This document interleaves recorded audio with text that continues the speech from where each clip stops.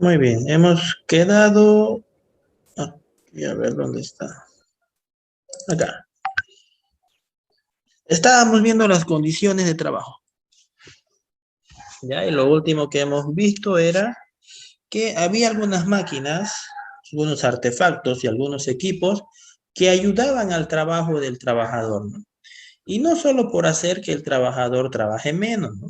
Que también es un punto o un aspecto importante dentro de la fatiga humana, sino porque esa máquina ayudaba a que la producción sea más rápida y eso era beneficioso para los dueños de la empresa.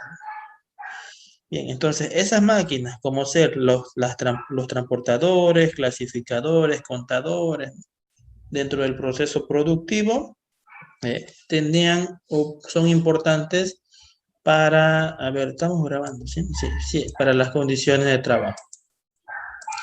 Bien, vamos al siguiente.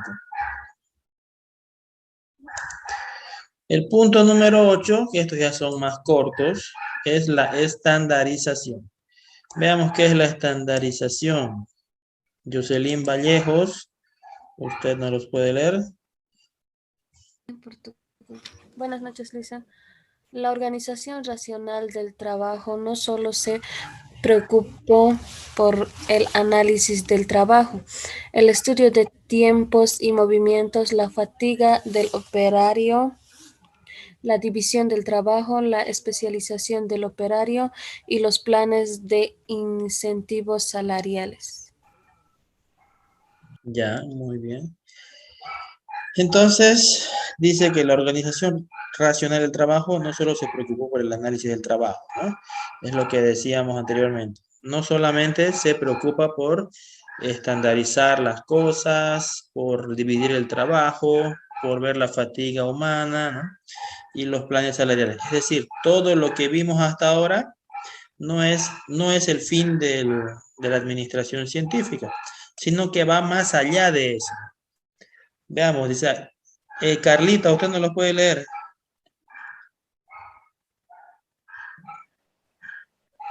También. ¿Yo le hice? Ah, ya, usted ya que apareció. Que hay otra Carlita.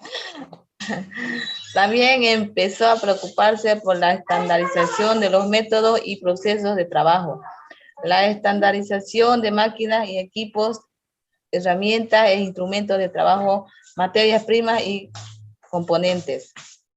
Bien, entonces la estandarización, dice, no era un proceso que solamente estaba relacionado con el trabajo, ¿no? Con los pasos, con los procesos, sino que quería estandarizarse la mayor cantidad de elementos dentro de la empresa. De esa manera se debería estandarizar las máquinas, se debería estandarizar los instrumentos, incluso la materia prima, ¿no? Siempre comprar la misma materia prima, no bajarle la calidad, no subirle algunos aspectos, ¿no? No comprar de diferentes proveedores. Entonces, todo ese tema de estandarización abarcó muchos sectores de la empresa, muchos departamentos. ¿Qué más tenemos por acá? Dice, el fin es reducir la variabilidad y la diversidad en el proceso productivo y por consiguiente eliminar el desperdicio y aumentar la eficiencia. Bien. ¿Qué pasa, por ejemplo, si yo tengo una empresa que fabrica pantalones, en este caso produce, ¿no? Corte y costura pantalones, yo compro tela de 1,50 de alto, ¿no? Imaginémonos, en primer lugar yo compro telas de esa altura. Entonces, yo fabrico moldes para poder maximizar la tela de manera que desperdicie lo menos posible, ¿no? Y si después, de aquí a 2 meses, ya llega otro proveedor y me vende telas de 1,80 m, entonces ya hay una diferencia de 30 centímetros, ¿no? ¿Qué hago yo con esos 30 centímetros extras? Porque tengo moldes, ¿no? Los moldes ya están adecuados a la tela que yo uso. Entonces, a eso se refiere con estandarizar la materia prima, ¿no? Si lo estandarizo, yo ya sé, ya tengo conocimiento de qué es lo que me va a llegar, cómo lo voy a trabajar, cómo lo voy a utilizar. De esa manera elimino el desperdicio, ¿no? Y para mí es más rentable, más competitivo trabajar de esa manera. Bien, es lo que nos decía Taylor en ese entonces. Y por último tenemos la supervisión funcional, ¿ya? Ya estamos llegando, entonces ustedes lo están ubicando, ¿no? Estamos empezando desde el trabajador, yendo hacia arriba, yendo primero por su trabajo, que ya está estandarizado, luego estamos yendo por sus pretensiones salariales, por sus condiciones de trabajo, luego por la estandarización de todos los departamentos, y ahora llegamos a la supervisión funcional. ¿Qué es la supervisión funcional? Vamos a ver si nos los puede leer. Juana Crisol, por favor. Buenas noches, Lisa.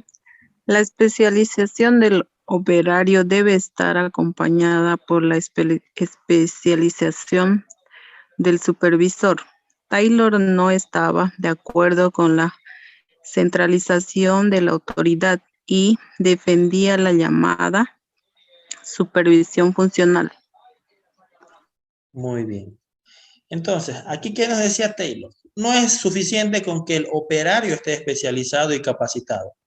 El supervisor, ¿ya? Y cuando dice supervisor, se refiere a los que son de rangos superiores, ¿no? Y que están, y que tienen como subordinado al operario. Ellos, todos ellos, deben estar también capacitados, porque si no, ¿cómo voy a controlar yo que está haciendo un buen trabajo, no? Es como que yo ahorita les quiera tomar a ustedes un examen de inglés, por ejemplo. Muchos empezarán a decir tal vez cosas que no tienen coherencia, pero como yo no sé inglés, tal vez le diga que está bien, ¿no? No sabemos. Lo mismo decía Taylor en ese entonces. Los supervisores también tienen que estar capacitados con el trabajo del operario. Entonces, Taylor no estaba de acuerdo con la centralización de la autoridad. Es decir, que las decisiones estén tomadas por una persona que es superior a los trabajadores y de ahí emane, digamos, la autoridad, ¿no? De una sola persona.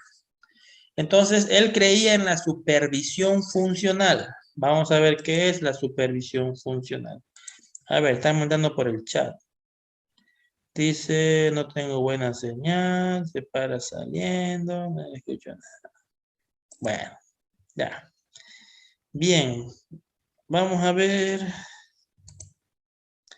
Romanet, ¿usted nos puede ayudar con lo siguiente? Sí, Lice, buenas noches. Se refiere a la existencia de diversos supervisores especializados en determinada área, con autoridad funcional sobre los mismos sujetos. Esta autoridad funcional es relativa y parcial. Muy bien.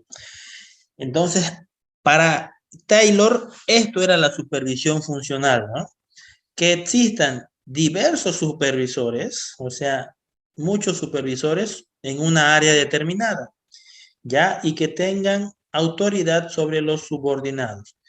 Pero como Taylor tenía en sus postulados que cada trabajador, incluyendo a los supervisores, tengan una tarea específica y una función específica, él decía que los trabajadores, los obreros, deberían tener diversos jefes, porque sus jefes son especialistas en una sola cosa, ¿ya? Entonces, de esta manera, si volvemos al ejemplo de la fábrica de pantalones, ¿no? De costura, va a haber un supervisor de corte, un supervisor de costura, un supervisor de control de calidad, va a haber un supervisor de empaquetado, de esa manera que vamos a tener muchos supervisores, ¿no? Y cada supervisor con una función en específica. Por eso nos menciona que esta autoridad funcional es relativa y parcial, ¿no? ¿Por qué? Porque yo tengo autoridad, por ejemplo, sobre la costura, porque yo soy especialista en costura, pero no puedo meterme en el área del empaquetado, por ejemplo, ¿ya? Tengo otro supervisor que está a mi misma línea, es decir, no es ni mayor ni menor que mí en cuanto a la escala de la empresa, es como mi igual, ¿no? Tengo otro supervisor que es mi igual, pero yo no puedo meterme en su autoridad. Por eso se dice que es la que yo tengo es parcial, es solamente en mi área. Bien, veamos qué más nos dice Taylor. Marisolandia, por favor, léalo esa parte.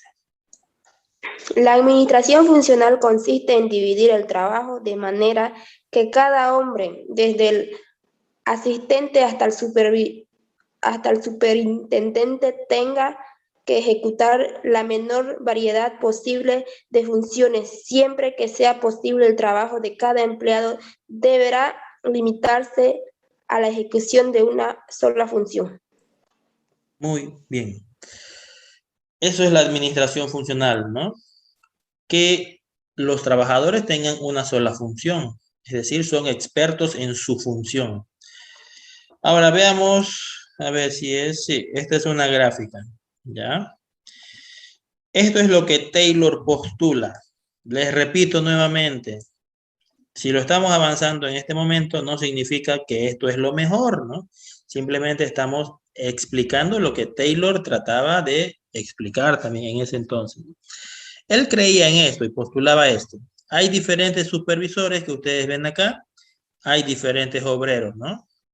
Por ejemplo, si ustedes ven el obrero A, él tiene que recibir órdenes de un supervisor, de otro supervisor, de otro supervisor, es decir, de 3 supervisores. Lo mismo pasa con el B, con el C y con el D, ¿ya? Sabemos que esto viola, por ejemplo, al principio administrativo, ¿no? De la línea de mando, por ejemplo, que nos dice que un trabajador no debería tener más 2 o más jefes, ¿no? Sino debería tener uno, porque ahí ya existe un choque de poderes, que yo le mando, que no, él me dio una orden, no puedo contradecirlo, y luego el otro dice, no, yo soy tu jefe, ¿no? Entonces, para evitar eso, ya en la administración se aplicó la ley de mando, ¿no? O sea, pero la línea de mando. Entonces, pero Taylor creía en esto, dice, ¿no? Es lo que él postulaba, que cada supervisor debería ser especialista en algo y este supervisor controlar a todos los obreros. Vean, dice aquí abajo, esta concepción atrajo muchas críticas, pues se argumentaba que un empleado no podía subordinarse a 2 o más superiores. Imagínense ustedes que están trabajando en una empresa, ¿no? Y uno le diga, tráeme una carta, y el otro, no, yo quiero la carta primero. Entonces, existe esa contradicción de a quién le hago caso, ¿no? Hay un choque de intereses de 2 superiores que puede provocar, o sea, no puede desencadenar en algo bueno. Y las empresas, como ustedes saben, no están para pelear por quién tiene más poder, ¿no? Sino están para producir dinero. Bien. Ahora vamos a ver los principios de la administración científica de Taylor. Y esto lo hemos resumido para que no haya más problemas. Taylor postulaba 4 principios. ¿Ya? El principio de planeación, el principio de preparación, principio de control y principio de ejecución. Vamos a pedirle que nos lea Ezequiel. Ezequiel, ¿puede leer usted o está en el trabajo? Sí, dicen Principios principios de principio de planificación. Cambiar la improvisación por la ciencia mediante la planeación en el método de trabajo. Ya, el de preparación más. De preparación. Selección científica de los trabajadores.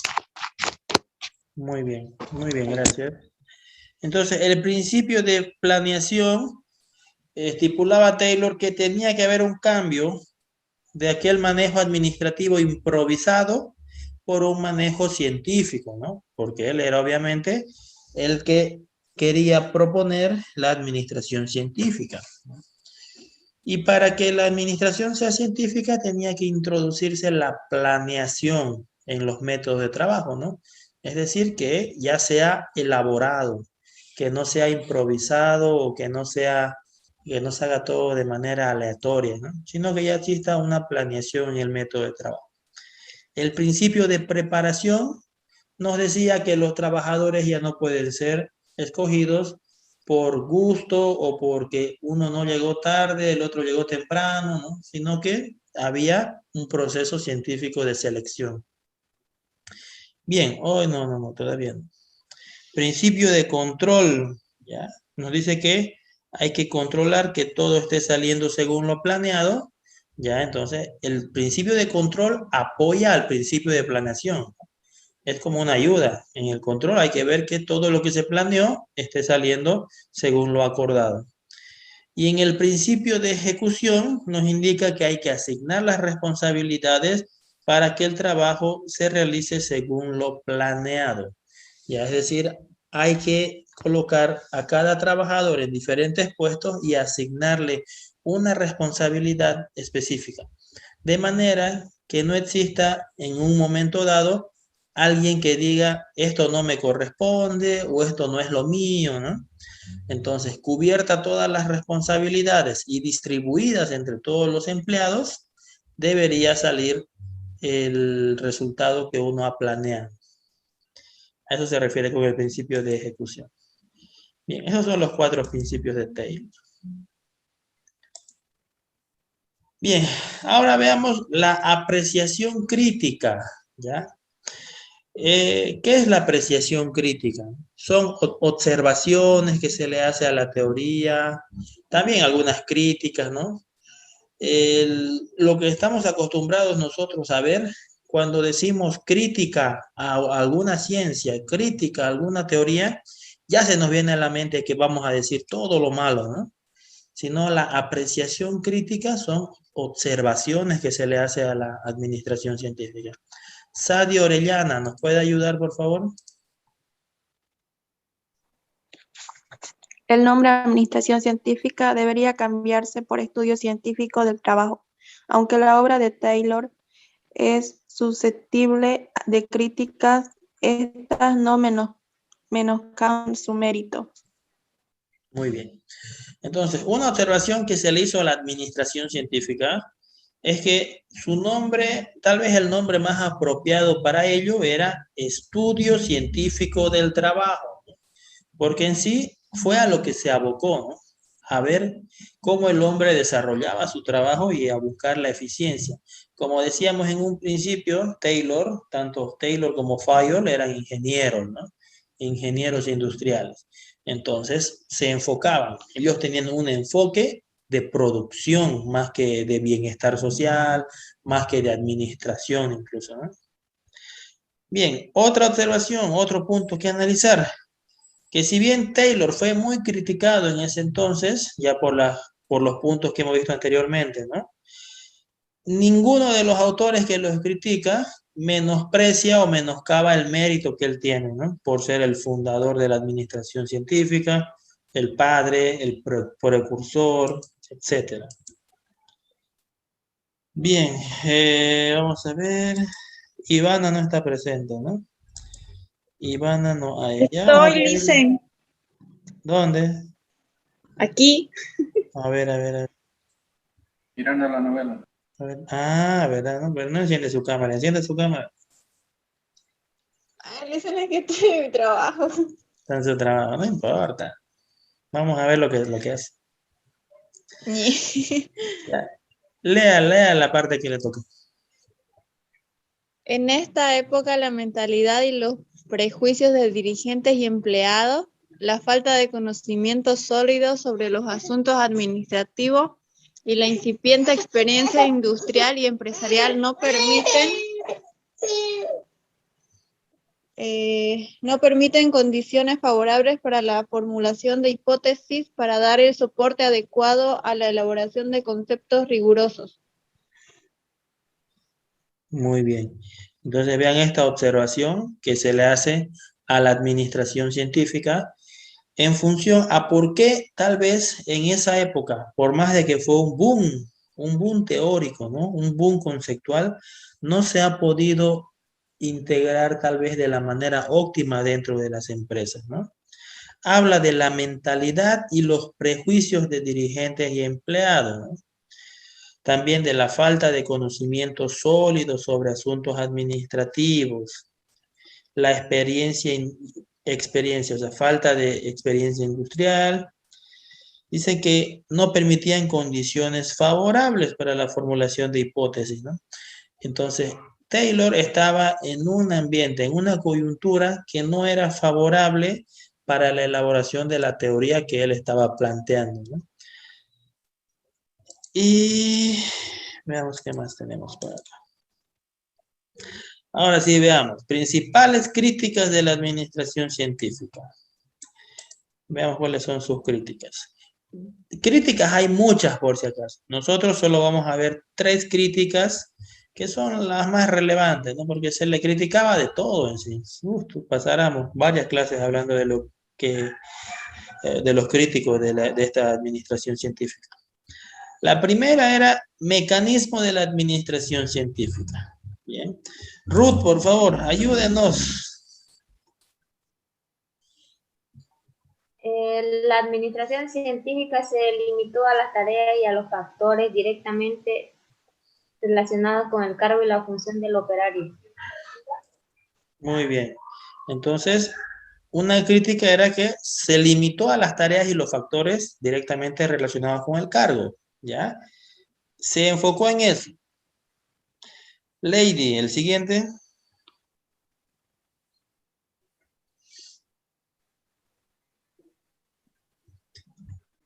Se prestó como una distribución rígida y estática de piezas.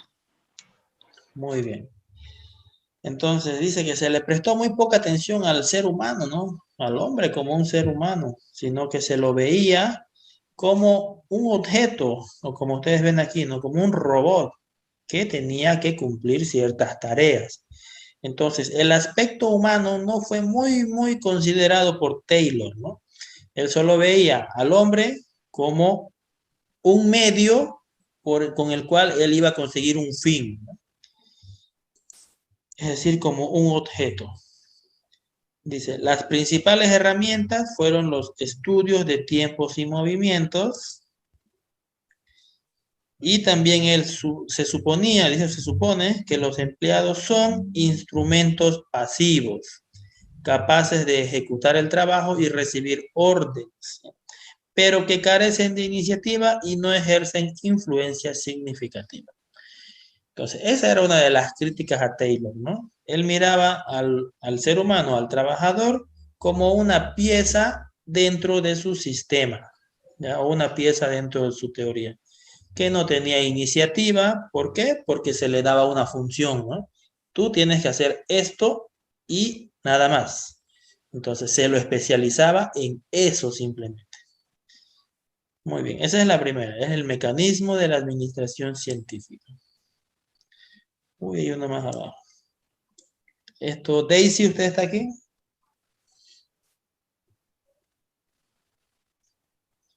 Daisy.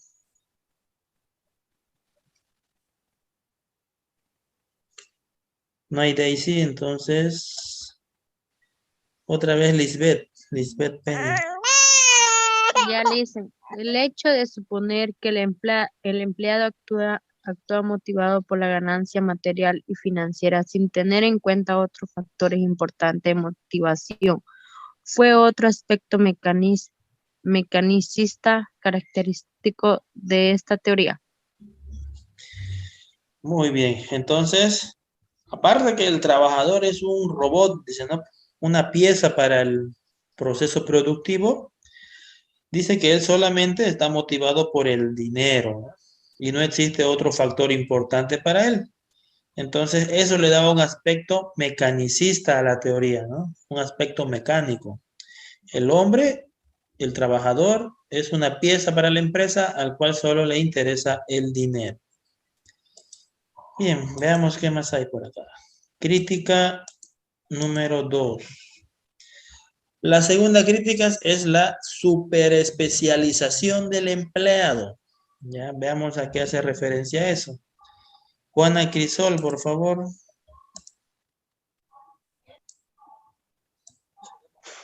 La administración científica preconiza la especialización del operario mediante la división y subdivisión de otra operación. Se puede enseñar con mucha facilidad las tareas más sencillas y la pericia del operario puede aumentar bastante. Muy bien. Entonces, la superespecialización del empleado, ¿no? ¿A qué hace referencia? Bueno, hasta aquí abajo teníamos que leer. Esas formas de organización de tareas no solo privan a los trabajadores de satisfacción en el trabajo, sino que violan la dignidad humana. Bien, entonces esa era una crítica, ¿no? Dice, sí, se lo divide el trabajo, se lo coloca en cargos específicos, se los vuelve perito, dice, ¿no? En algún trabajo, pero ¿eso qué hace? Coarta a la iniciativa del trabajador, ¿no? Coarta a la satisfacción que tiene el trabajador de tal vez querer alcanzar metas más altas, ¿no? ¿Por qué? Porque tiene un trabajo específico. ¿Ya? Y muchos autores han dicho que eso viola la dignidad humana, ¿no? Por el mismo punto anterior, porque para el Taylor era como una pieza simplemente dentro de su cadena, ¿no? La especialización del trabajo y los supervisores conduce a la negación de comprender la situación total en cada nivel. ¿Bien? Esta es otra observación que se le hace. Si yo soy especialista en un solo trabajo, no puedo tener la visión global de la empresa. Peor, la visión global del departamento, ¿no? ¿Por qué? Porque yo solo me enfoco en algo, ¿no? Si a mí solamente me dan el trabajo de corte, por ejemplo, si volvemos al ejemplo de los pantalones, yo soy encargado de cortar. Entonces, nunca voy a estar, mi visión no se va a ampliar a todo el taller, por ejemplo, ¿no? Si es que hay mercadería, no hay mercadería. ¿Se está vendiendo? No se está vendiendo. Los productos están saliendo feos, mal costurados, o sea, no tiene esa iniciativa ni esa preocupación, ¿no? Ni esas ganas de ascender tal vez, sino que solo se enfoca en cortar. Bien, vamos con el tercero. La tercera crítica es el enfoque del sistema cerrado. Para Taylor, bueno, no es que para Taylor la empresa sea un sistema cerrado, ¿no? Eso no es así. Sino que su teoría lo tomó como si la empresa no tuviese influencia de ningún factor externo, ¿no? Es decir, solamente la empresa, sus trabajadores trabajan y sacan un producto. Eso es un sistema cerrado. Sadi, por favor, ¿nos lo puede leer?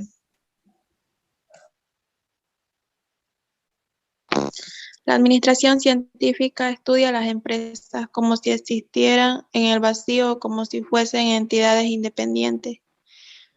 Este enfoque de sistema cerrado se caracteriza por observar solo aquello que sucede dentro de la organización, sin tener en cuenta el entorno en que se está situada. Muy bien. Entonces, a eso nos referimos con sistema cerrado, ¿no? La administración científica de Taylor hacía como que la empresa se encuentra en un vacío, dice. Es decir, solo existe la empresa, nada más, ¿no?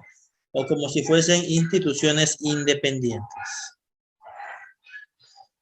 Bien, veamos qué más tenemos por acá. Vean, este es el enfoque cerrado, ¿no?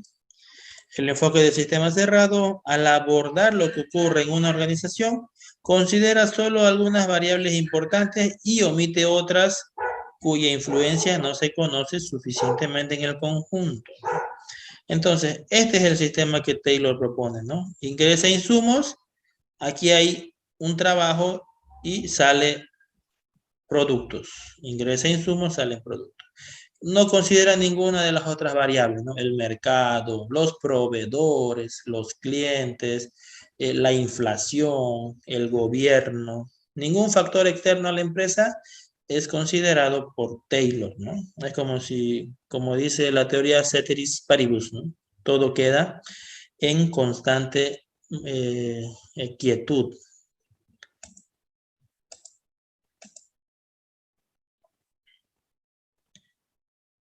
Bien, y este es un resumen de lo que es la teoría científica, ¿ya? Se lo voy a dejar en la diapositiva para que ustedes lo vean, ¿no? Aquí están los principios, su objetivo, los dos métodos que tiene, la medición y la observación. Ya, todo esto se lo voy a dejar ahí en la lámina para que ustedes lo lean. Es un resumen de lo más básico de la teoría científica. Muy bien. Y vamos a finalizar con este caso práctico, ¿ya? Esta es tarea para ustedes. Dice, por ejemplo, un caso de celulares. Dice, Esteban Márquez recibió una buena noticia de la dirección de la empresa Tecnocom, su promoción al cargo de gerente de producción. La empresa dedicada a la producción de celulares está perdiendo mercado debido a los costos industriales elevados y a la falta de competitividad. ¿Cómo podría planear Esteban el trabajo? Ya, este es un caso práctico para ustedes. Bien, vamos a abrir una tarea dentro de la plataforma para que todos puedan subirlo, ¿ya? Pero eso lo vamos a ver al regresar. Vamos a mandar un nuevo link para que todos se puedan conectar. ¿Perfecto?